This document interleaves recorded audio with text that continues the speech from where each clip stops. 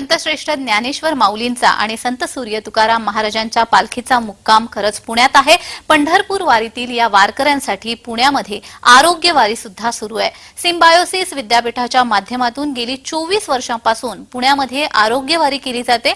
या निमित्ताने सिम्बायोसिसचे डॉक्टर ज्ञानेश पाथरवट यांच्याशी बातचीत केलेली आहे। आमचे प्रतिनिधी प्रशांत सागवेकर यांनी पाहुयात।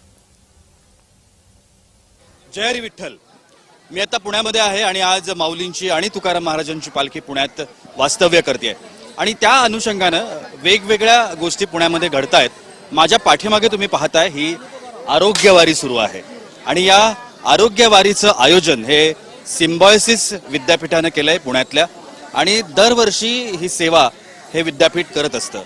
सो आपण पाहतोय की ही सगळी मंडळी आणि वारकरी जे आहेत, जे चालतायत दिंड्यांमधून, या सगळ्यांना आरोग्य तपासणीची एक संधी या सगळ्यांनी उपलब्ध करून दिली आहे। आता माझ्यासोबत डॉक्टर ज्ञानेश पाथरवट आहेत, जे सिम्बायोसिस विद्यापीठाचे आहेत आणि आपण त्यांच्याकडून जाणून घेण्याचा प्रयत्न करूया की ही आरोग्यवारी ते कसे करतायत। डॉक्टर, स्वागत आहे तुमचं जय महाराष्ट्रमध्ये। मला या आरोग्यवारीविषयी सांगा, तुम्ही कधीपासून करताय आणि विद्यापीठ कसं ह्याचं आयोजन करत असतं? नमस्कार। गेली 24 वर्ष आम्ही अविरतपणे ही वारीची आरोग्य सेवा देत आहोत।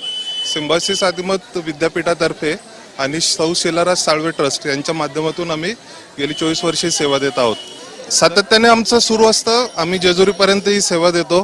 वारकऱ्यांचा प्रतिसाद उदंड असतो। दरवर्षी आम्ही कमीत कमी 50 ते 60 हजार वारकऱ्यांना आरोग्य सेवा देत असतो। धन्यवाद डॉक्टर, तुम्ही आमच्याशी बोललात त्याबद्दल। आरोग्यवारी आपण पाहिली, सिम्बायोसिस विद्यापीठाच्या माध्यमातून ही आरोग्यवारी जी आहे ही दरवर्षी केली जाते वारीमध्ये आणि त्यामुळं आरोग्याच्या बाबतीतल्या ज्या काही समस्या अडचणी या सगळ्या वारकऱ्यांना येत असतात त्या संदर्भातले जे उपचार आहेत ते उपचार या ठिकाणी घडत असतात। कॅमेरामन नित्यानंदसह मी प्रशांत सागवेकर, जय महाराष्ट्रसाठी पुण्यातून।